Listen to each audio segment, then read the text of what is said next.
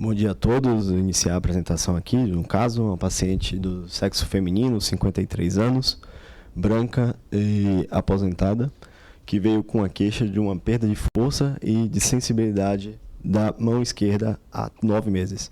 Ela relatou que estava com a história de um abalamento, supraclavicular, evoluindo com a perda de força nesse membro superior ipsilateral e uma hipoestesia na borda ulnar da mão esquerda. Ela tem um antecedente importante da neurofibromatose tipo 1, uma dislipidemia ou hipotireoidismo, e ela já teve 2 abordagens cirúrgicas relacionadas à neurofibromatose. Em 1994, ela ressecou um tumor extradural cervical, que veio um neurofibroma, e em 1995, ela fez uma ressecção do lesão expansiva axilar à direita, que também veio um neurofibroma. E após essa cirurgia, ela evoluiu com uma sequela neurológica, ficou com a força grau 2 para apreensão palmar da mão direita, mas sem hipotrofia na musculatura intrínseca da mão. As medicações de uso levotiroxina e rosuvastatina. E no exame físico geral, o que chamava a atenção era uma lesão palpável na região supraclavicular esquerda, com múltiplos neurofibromas difusos pelo corpo.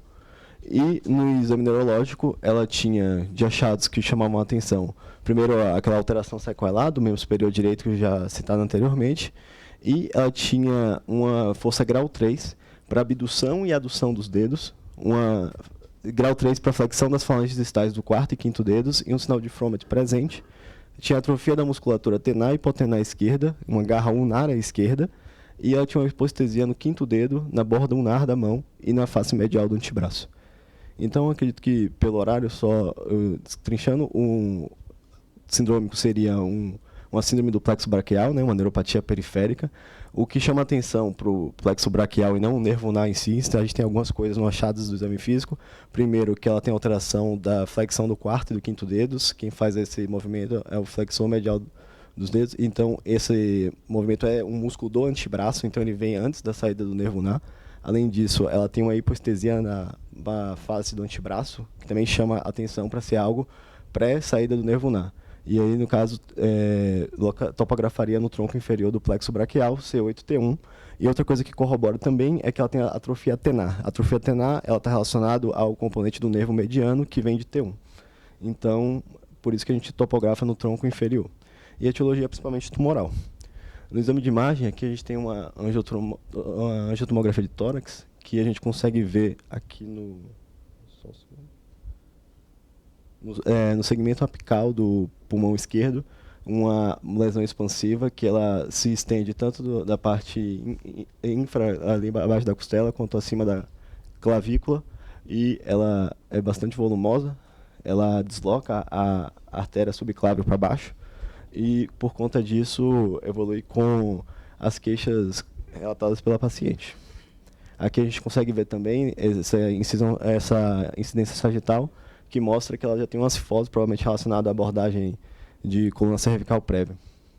E aqui na ressonância, uma lesão hipo em T1, em T1 e hiper em T2, mostrando aqui uma lesão que era bastante desafiadora para uma possível abordagem cirúrgica.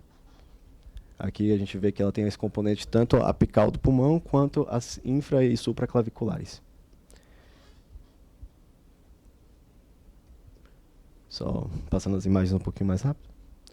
E aí esse caso clínico foi discutido em reunião multidisciplinar, foi optado por uma abordagem cirúrgica em conjunto com a equipe da cirurgia vascular, cirurgia torácica e cirurgia da mão. A gente fez um procedimento com 4 equipes. Aqui a gente tem uma foto do intraoperatório que ilustra um pouco bem isso. A gente deixou a paciente numa posição que chama cadeira de praia e fez uma incisão em L aqui na região supraclavicular. E aqui eu coloquei em verde, a gente consegue ver a clavícula, E a gente fez uma osteotomia do terço médio da clavícula para a gente conseguir ter a exposição adequada ao plexo braquial. A gente consegue ver ali em azul o tronco superior, em amarelo o tronco médio, em laranja a subclávia. O tumor, per si, ele vinha do forame de T1. Então a gente teve que fazer uma osteotomia da primeira costela também, para a gente conseguir acessar essa parte apical do pulmão. E após ressecção completa, foi optado por drenagem de tórax já que a gente poderia ter violado a pleura parietal lá no ápice pulmonar. Então, a gente fez a ressecção completa da lesão. Aqui, só ilustrando a fotografia da incisão que foi feita. E o anátomo patológico veio um tumor maligno de baía neural periférica de alto grau histológico. E os achados da imunohistoquímica corroboram com esse diagnóstico, principalmente porque ele tem a histona 3 mutada, que gera uma perda parcial da expressão, que é sugestiva do tumor maligno, e tem o CD34 negativo, que é uma glicoproteína que normalmente ela é presente nos tumores benignos, como os neurofibromas. E aí, a partir desse caso, eu, junto com o professor Fábio, a gente vai fazer uma breve revisão sobre os tumores do sistema do nervoso periférico. A gente não tem conflitos de interesses. E a nossa aula aqui, breve revisão, né, a gente primeiro pauta ela num roteiro, né, que primeiro passo é avaliar se, primeiro, o paciente tem ou não um tumor. Segundo, qual é a origem dessa lesão, se ele é benigno ou maligno e qual o tipo de tumor. A prevalência, né, dessas patologias de sistema nervoso periférico ainda é desconhecida. Os tumores benignos são menos de 8% dos tumores de tecidos moles e os tumores malignos têm uma incidência de 0,001%. Então, são casos bem raros mesmo. Mas, como vocês podem notar, e como estava presente no nosso caso, os portadores de neurofibromatose elas têm essa incidência crescente, que sobem para aproximadamente 5 a 10%. E o que a gente faz para suspeitar do tumor, né? A gente tem que avaliar no quadro clínico toda a história.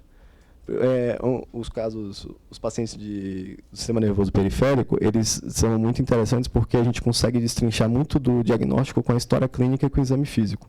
Então, a história tem que esclarecer como foi a velocidade do crescimento da lesão, você tem que saber se dói, se tem déficit, se tem outras lesões, e, mais uma vez, o foco na neurofibromatose. O quadro clínico das lesões benignas, normalmente, a gente tem um crescimento lento, né, através dos anos, e geralmente não há déficit. O paciente, às vezes, ele tem uma sensação de choque quando você pressiona a lesão. É uma massa oval, excêntrica, presente há um certo tempo, indolor. Normalmente está situada profundamente no trajeto de um nervo ou de um elemento do plexo, e ela costuma se mover lateralmente, mas não anteriormente, longitudinalmente. Um exemplo aí só para ilustrar. No exame físico, nós temos que tentar determinar, né, primeiro onde é que se localiza a lesão, se ele tem algum dolorimento, né, que os pacientes costumam usar esse termo, sinal de Schnell e se tem algum déficit presente. Em seguida, a gente vai destrinchar se o paciente tem mais provavelmente um tumor benigno ou maligno. Os sinais de alerta são a dor associada, você tem uma perda progressiva de função, parestesias dolorosas, gradualmente progressivas. Às vezes o paciente começa com déficit neurológico leve, que vai progredindo, crescimento num período de semanas ou meses, como vocês podem ter notado, no nosso caso foi um crescimento num período de 9 meses. Então, além de ter sido um crescimento rápido, era uma lesão grande, né? Que, como citado abaixo, no nosso caso, a lesão tinha 12 centímetros, de 12 por 9 centímetros. Então, era realmente uma lesão bem grande. E, ao exame físico, os tumores que são malignos, eles costumam ser mais firmes, mas ainda assim podem ser mobilizados, e a palpação causa dor irradiada distal e, às vezes, proximal no território do nervo. Dos exames complementares. Primeiro, a gente parte dos exames mais simples, né, como a ultrassonografia, que a imagem geralmente é uma imagem hipoecóica e pouco vascularizada em continuidade do nervo. Os tumores, normalmente são iso ou hipointensos em T1 e iso ou hiperintensos em T2, que é o que apresentava também o nosso caso. Degenerações císticas são mais comuns nas lesões maiores, que aparecem mais hipointensas em T1 e mais hiperintensas em T2 do que o restante do tumor. E os tumores benignos, eles podem apresentar esse sinal do alvo, que é essa área central de hipossinal em T2, que representa um material mixoide em volta de um tecido fibroso central. Os sinais de alerta radiológicos, que no caso são 3, a edema perilesional, heterogeneidade e invasão de estruturas vizinhas. O nosso caso era principalmente o fato de invadir estruturas vizinhas, como o pulmão, e deslocar estruturas nobres como a artéria subclávia. E aí a gente vai para o tipo do tumor. Os mais comuns são os neurofibromas e os schwannomas. E a diferenciação é basicamente histopatológica. Agora, originam-se das células de Schwann, ambos, né? Porém, os neurofibromas, eles tem um componente peroneurial, que a gente consegue ver nessa comparação das imagens por onde eles crescem, que eles têm pelo perineuro mesmo. E os schwannomas, eles são massas bem delimitadas e excêntricas. Os fascículos remanescentes situam-se na superfície do tumor, e eles são circundados por uma cápsula, né, e tendem a formar cistos que sofrem alteração. Já só uma ilustração de como seria um schwannoma no aspecto macroscópico. Já os neurofibromas, eles já são mais fusiformes. Eles têm uma cápsula delicada e os fascículos podem ser dispersos pelo tumor ou se concentrarem na sua parte central. E quanto mais fácil você identifica os fascículos, mais difícil, normalmente, é uma relação inversa, na verdade, com o tamanho do tumor. E a gente tem essas duas apresentações nos tumores de nervo, né, que a gente pode ser tanto fusiformes, ou seja, os poucos fascículos estão entremeados no tumor, ou eles podem ser plexiformes, que você tem múltiplos nódulos tumorais crescendo ao longo de um segmento do nervo. E aí a gente tem diversos diagnósticos possíveis, né? Mas, assim, os principais são os schwannomas e os neurofibromas. Aqui é só para ilustrar que a gente tem sempre aquelas etiologias mais raras. E uma discussão importante também é se você deve ou não fazer biópsia desses pacientes. No caso, a gente não deve, porque a gente aumenta o risco de déficit neurológico quando você faz uma biópsia com tentativa de agulha. A massa residual ela pode se transformar em algo doloroso, você gerar uma inflamação ali na lesão e isso piorar a sintomatologia do paciente. E você pode ter o risco de implante de células tumorais malignas. Aqui só um estudo falando sobre quando a biópsia dá errado, né, que foi publicado no Neurosurgery em 2023, mostrando que dos 24 tumores avaliados, 21 fizeram o diagnóstico por ressonância e 3 por ultrassom, e a biópsia foi realizada em 12 pacientes, ou seja, metade deles, e 50% deram resultado inconclusivo. E a piora da dor em todos os pacientes ocorreu. Em um caso, a piora da dor foi tanto que impediu a progressão da biópsia. 4 desenvolveram déficit motor, e fibrose e hemorragia intratumoral dificultaram a cirurgia após o resultado da biópsia. Então, e o diagnóstico inicial dado pela biópsia foi diferente em todos os pacientes. Então, assim, em geral, nos tumores do nervo periférico, a gente não costuma progredir com biópsias. E aí, o tratamento, né, quando a gente vai partir para a linha de tratamento, a gente vai primeiro pelas lesões benignas. E o neurofibroma plexiforme, a primeira linha é a cirurgia. A gente tenta tirar essa lesão. Só que muitas vezes essas lesões se tornam irressecáveis. E aí a gente vai para o selumetinib, que é um inibidor de MEK1, né, que faz parte da cascata do tratamento da etiologia da neurofibromatose, e que você tem uma resposta tumoral de controle do crescimento da lesão em até 70%. No ano passado, inclusive, foi publicado e foi autorizado pelo FDA uma nova droga que chama o mirdametinib, que ele inibe tanto o MEK1 e o MEK2, e ele tem uma melhor resposta no controle de tamanho de lesão em adultos, já que o selumetinib ele é comumente utilizado nas crianças. E o mirdametinib é uma nova droga, né, que foi liberada no passado e que tem um auxílio no controle melhor na população adulta. Então já é um tratamento promissor. Já quando você tem, como o caso do nosso paciente, um tumor maligno da bainha do nervo periférico, o tratamento padrão seria a cirurgia, que seria o quê? Você tem uma ressecção completa e ter margens microscópicas negativas. Só que muitas vezes isso é inviável. E o paciente ele precisa evoluir com... O paciente sempre faz uma radioterapia adjuvante no tratamento. E quando você tem uma doença avançada, você pode evoluir para a quimioterapia. Como você tem um número muito baixo de pacientes com essas patologias, o tratamento, principalmente quimioterápico, ele é importado dos pacientes que têm sarcomas de partes moles. Então, costuma-se usar protocolos semelhantes, como doxorubicina e fosfamida. E você tem outros tipos de medicações que estão sendo estudados, como tratamentos com imunoterapia, antiangiogênicos e terapia-alvo, como citados para o neurofibroma. E um resumo dos aspectos técnicos da cirurgia, para concluir a apresentação. A incisão sempre será maior, né, do que a gente planeja, então a gente tem que avisar o paciente. Aqui só mostrando um exemplo de como a lesão está bem menor em relação à incisão que a gente faz, né? E a gente tem que isolar a lesão em toda a sua extensão. tanto na seção anterior, crânio caudal quanto lato lateral. Você tem que visualizar a área entre os fascículos e o tumor, já que é a nossa principal área de dissecção. Então você vai soltando os fascículos e dissecando a lesão.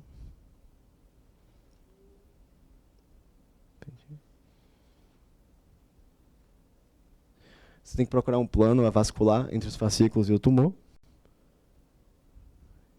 E você vê que é uma lesão que, em geral, sangra muito pouco, ou é uma cirurgia que, em geral, sangra muito pouco, se você estiver no plano correto de dissecção. E é interessante que você localize, se ou no ponto cranial ou caudal, o fascículo de origem e terminal da lesão e o seccione. A maioria não é funcional, então normalmente a gente não agrega déficit fazendo essa manobra cirúrgica. Aqui, mostrando a ressecção dos fascículos e a retirada da lesão. E você não precisa suturar as margens do nervo dissecado, basta você aproximar elas e fechar. Obrigado. Ok, Danilo, obrigado. Alguma pergunta, doutor Danilo, doutor Fábio? Obrigado, Danilo. Obrigado por ter feito de forma tão concisa uma aula tão grande, né? Mas, assim, uma coisa que a gente sempre fala é que você leva 5 anos para aprender como operar e leva 20 para aprender quando não operar, né? E uma das situações que precisa ser lembrada é que na neurofibromatose, ou mesmo em vários pacientes, é muito comum vocês encontrarem schwannomas que são achados de exame. São lesões pequenas, o paciente não tem queixa, o paciente sequer consegue palpá-las pela profundidade, e é simplesmente um achado de exame. Faz uma ressonância de X, achou Y. É uma boa ideia não mexer. Você tem uma lesão que hoje em dia, com os exames subsidiários, você tem como saber, ou uma forte sugestão, que se ele é benigno ou maligno, e você acompanha clinicamente. Porque muitos deles você não vai precisar operar. E isso, numa aula de neurocirurgia, fala que não vai precisar operar, vai cair um raio em mim daqui a pouco, né? Mas tem um detalhe: se você vai operar, é para operar bem feito, e é para tirar tudo. Porque senão você vai fazer quase como uma biópsia, e aí sim o paciente que não tinha nada vai ter um quadro doloroso e talvez até um déficit funcional, caso seja um nervo motor. Então, assim, esse tipo de lesão pequena, assintomática, indolor. Tem uma outra situação que você pode operar quando ela é inestética, né? Ela aparece muito, incomoda o paciente. Mas fora isso, acompanhe. Você vai ter mais certeza de quando indicar a cirurgia dela. Ou seja, indicar no sintoma, a neurofibromatose tipo 1. Mas aqui você me traz algo surpreendente, porque, como o Franz pode até falar, o paciente já tinha uma cifose, provavelmente pós-laminectomia, pós-tratamento de outros neurofibromas, então o paciente que já vem evoluindo com neurofibromas, e agora você mostra um maligno. E aí? Ele malignizou, ele já era assim, está correto esse diagnóstico, vai ter que fazer químio, rádio. Então, agora eu fiquei em dúvida. Não, 5 a 10%, na verdade eu diria que de 5 a 15% dos pacientes com neurofibromatose tem a chance de enfrentar um tumor maligno do bainha do nervo periférico. Parece pouco, mas se nós lembrarmos o quão difícil é tratar essa lesão, porque aqui nós mostramos um monte de coisa, inibidor de MEK, radioterapia, quimioterapia, etc. Porém, isso não funciona muito para tumor maligno. Isso funciona bastante para aqueles tumores benignos de criança, neurofibromatose, que são irressecáveis, ou seja, um critério na verdade, é um critério cirúrgico, na verdade, eles são inoperáveis, né? Dá para saber antes da cirurgia, né? São diferentes isso. E isso, para tumor benigno, eles respondem muito bem, 70%, 60%, etc. Já tumor maligno responde muito pobre. A resposta é muito pobre. Então, assim, você vê casos dramáticos, pacientes que evoluíram para para amputação de membros, etc. E mesmo assim faleceram de metástase desses tumores. E num caso muito proximal, a desarticulação, obviamente, é uma coisa que hoje em dia não é mais feita. Então tem que se conviver com um tumor de difícil tratamento, altamente agressivo e com pouco instrumento de tratamento. Fábio, nessas ressecções, aquele degeneração valeriana e choque no coto, mesmo dor fantasma, existe? Você tem visto? Você faz alguma coisa? Como que é isso? Se não houver a secção plena do nervo, a continuidade dos demais fascículos evita que haja essa dor fantasma, evita que haja esse neuroma. Porque o neuroma advém do quê? Da secção e da amputação. Os axônios na regeneração valeriana não têm para onde ir, eles não têm sinalização distal, porque não tem para onde ir, e eles fazem aquela lesão que se assemelha a um cogumelo, que seria o famoso neuroma de amputação. Nesses casos desse tipo de tumor, se não houver a secção completa do nervo, não deve se desenvolver. Pode se tornar um ponto doloroso, etc., mas não um neuroma de amputação. Fábio, Danilo, parabéns pela aula. A imagem na neurocirurgia evoluiu muito, né? Então, hoje, quando a gente vê lesão do sistema nervoso central, através da imagem você sabe dizer se é mais agressivo, se é menos agressivo, se precisa intervir mais precocemente ou não. Como é que está no sistema nervoso periférico? Porque, por exemplo, aqui a gente só vê T1 com sem contraste e T2. É só isso mesmo? A imagem está evoluindo? A visibilização também do nervo, da trajetória do nervo para o planejamento cirúrgico é possível? Existe algum exame de imagem que você possa fazer para melhorar teu planejamento, não só de tratamento, quanto da estratégia cirúrgica? Como é que está isso hoje, Fábio? Existe e assim, a imagem do sistema nervoso periférico está evoluindo para outro caminho, está evoluindo para ultrassonografia. Tirando lesões de plexo, que são muito profundas, ou lesões, obviamente, intraabdominais, etc., o ultrassom, hoje em dia, de alta resolução, está praticamente tomando o espaço da ressonância. Obviamente, como o ultrassom é extremamente médico-dependente, às vezes se opta por fazer um exame mais caro e mais longo que a ressonância, porque você tem a opção de você mesmo ver o que está acontecendo. E no ultrassom você depende absolutamente de quem fez o exame e lhe manda o laudo. Quanto a novas técnicas, existe uma coisa que parece uma tratografia que chama neurografia. Você desenha o nervo na ressonância e aí você o localiza com muito mais facilidade, as lesões, a compressão, pontos de compressão, etc. Porque, apesar da cirurgia do sistema nervoso periférico ser baseada em clínica e exame físico, como bem o Danilo falou, porque bem feito te entrega onde está a lesão, as circunstâncias, por exemplo, o próprio ulnar, quando ele sai do tronco inferior até ele emitir o primeiro ramo para o flexor profundo, que é simplesmente todo o braço em si, você não sabe onde está a lesão. Clinicamente você não sabe. Teria que ter um ponto, um sinal de Tinel, alguma coisa, mas teoricamente em 20, 25 centímetros você não sabe onde está a lesão. Então, nessa circunstância, o exame de imagem ele é extremamente útil. E outra coisa, também tem que facilitar a vida de quem vai fazer o exame, né? Tem que dizer aonde você suspeita que está a sua lesão, para você não ter que fazer uma ressonância de plexo, uma ressonância de braço, uma ressonância uma ressonância de punho. Então isso é muito importante, mas para a sua resposta sintetizando, ultrassonografia de alta resolução e, em alguns casos, para localização melhor, a neurografia do nervo. Ok, Fábio, muito obrigado. Muito obrigado, Danilo. E lembramos a você, nosso neuronauta, que na próxima semana, nesse mesmo canal, teremos mais uma reunião da disciplina de neurocirurgia. Tenham todos um bom dia e muito obrigado pela audiência.